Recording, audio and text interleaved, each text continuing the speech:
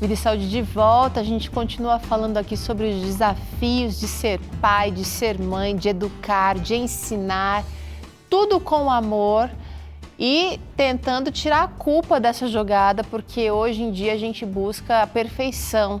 Mas você aí de casa enfrenta dificuldades em que área na educação dos seus filhos? Conta pra gente. Qual é a sua maior dificuldade? Usa o QR Code aqui, ou então envia sua resposta para o nosso contato de WhatsApp, que é 12 98266 0004. Doutora Maressa, doutor César, vamos falar um pouquinho sobre ciúmes entre os irmãos? Pode ser um assunto muito complicado, né? A criança pode estar se sentindo triste porque acha que a mãe dá mais atenção para o outro, para o irmão mais novo, para a irmã mais nova. A mãe pode não estar ciente disso e pode não saber equilibrar a atenção de maneira justa. É, de verdade, um assunto importante. E pode tirar, essa situação pode tirar a paz do lar, porque o filho vai se sentir chateado, a mãe vai se sentir frustrada, doutora Maressa, uma confusão. Realmente é uma confusão.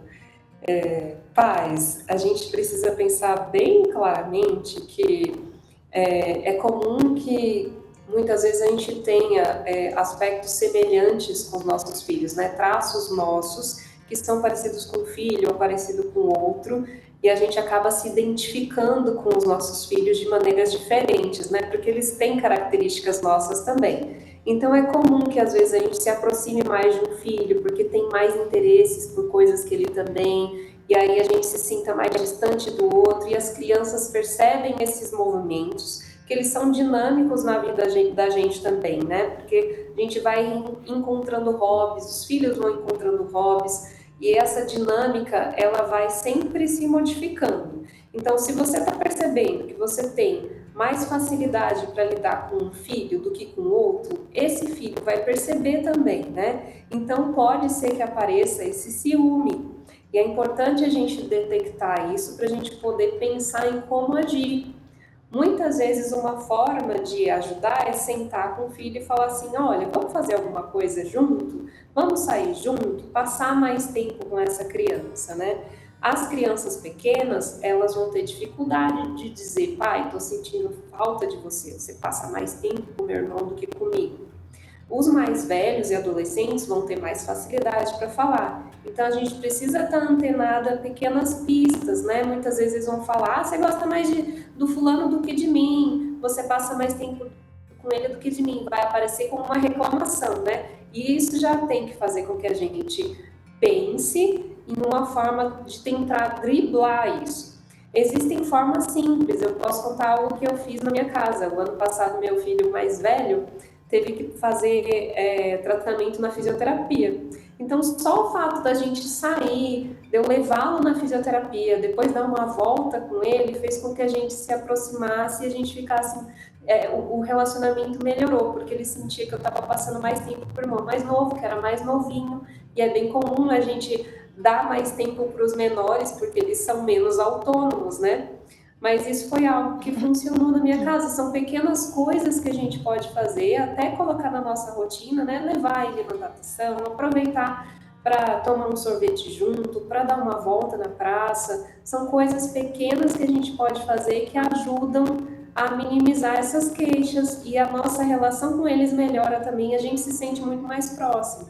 É verdade. A gente precisa ser bem honesto, né, como pai e mãe, para poder realmente admitir que talvez seja mais fácil lidar com essa criança e não com a outra, né?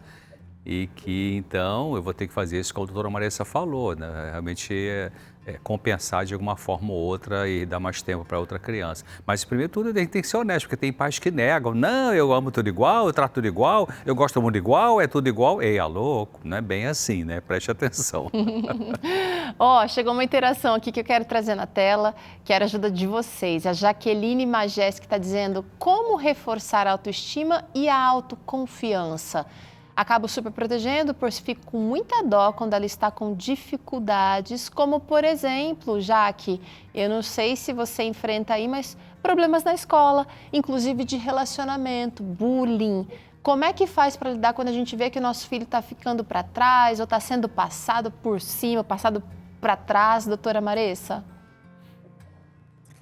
Olha, essa é uma pergunta difícil, muitas vezes eles não comentam, né, que eles estão passando por uma situação de bullying, eles chegam só com aquela carinha tristinha e é um desafio para os pais também descobrir o que está acontecendo na escola.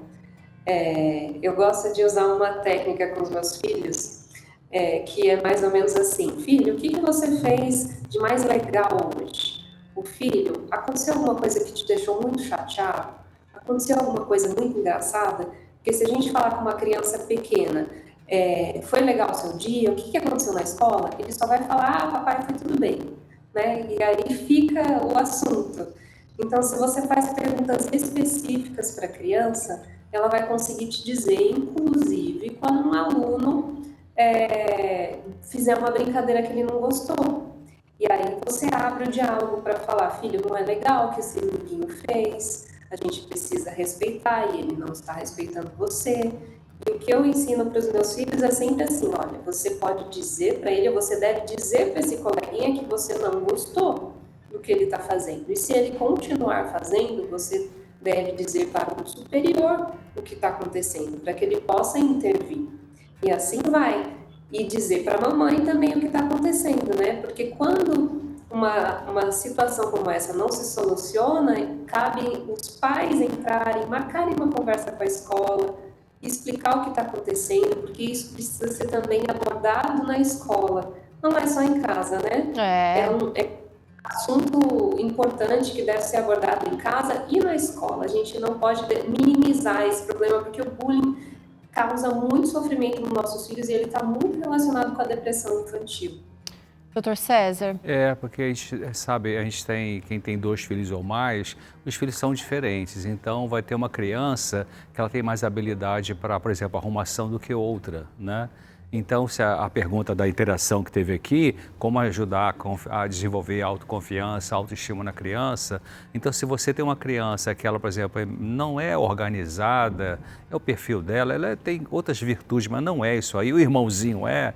Então, uma criança mais desatenta, ou talvez mais imperativa, então quando ela conseguir fazer uma coisa que foi no sentido de organização, que não é o perfil dela, você elogia bastante. Né? Que legal, gostei que você fez isso aqui. Mamãe tinha pedido para você botar o copo lá dentro da pia, que depois ia lavar, você usou 3 copos, você conseguiu colocar 1. Que legal, você conseguiu, você pensou nisso, né? Então, valorizar aquilo que a criança conseguiu fazer e que é difícil para ela fazer. E a segunda coisa importante é quando você for disciplinar uma criança, dar uma bronca no sentido de se disciplina, não atacar a pessoa da criança, mas aquilo que ela fez. A ação. Então, a ação. Então, se a criança bagunçou lá os brinquedos e não arrumou nada. Não, a mamãe já falou com você para você arrumar. Você é uma criança legal, mas isso não pode ficar assim. Então, a mamãe ama muito você, então você protege a criança, você valoriza a criança e você, mais isso que você fez não foi legal. Então, o foco é o que você não fez não foi legal, mas você é legal. Então, isso é diferente, né? Bastante coisa para a gente lembrar e mudar aí o nosso jeito de ser, não é não? Bora para o intervalo, a gente vai ali, volta já e você vai acompanhar respostas às dúvidas que vocês mandaram ao longo desse programa. Não sai daí não, o Dr. César e a doutora Maressa falam para você no bloco seguinte. Até já!